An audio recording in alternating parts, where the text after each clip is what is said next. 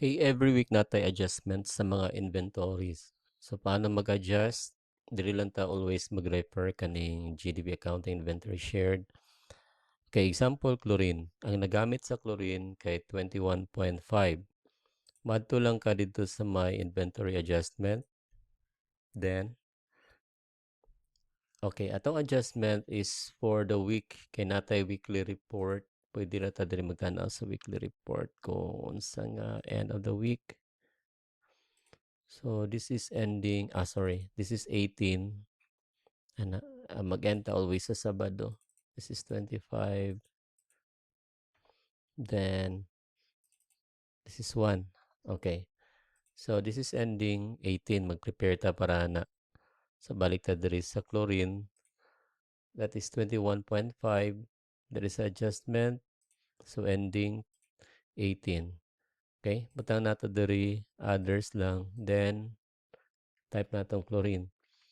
Okay. Chlorine. Na chlorine nga inventory na po chlorine nga cost of goods sold. Kaya ang ibutan nato diri is para sa cost of goods sold na chlorine. So kaning used. Okay? Then diri chlorine nga katong product. Okay, kani supplies, chlorine supplies. Then katong kaganina pila ganito? 21.5. Okay, ana. So negative siya. So maning chlorine nga nagamit from kadtong nga week. Okay? Pwede na ka diri mag-save a new. Then going to the next na powder soap. Kung na ba nagamit na tulo. So kung inana adto lang ka sa may kuan dito gihapon. Then again 18 others. Then soap. This time ibutang lang nato diri inventory soap powder. Mao na siyang density. Then same time ana pod soap pod sa supply powder. Okay, kung unsang powder, kung powder diri powder sa diri ha for the cleaning supplies. So pila to? Kaganina that is 6. Sibutang lang nimo diri ang negative 6.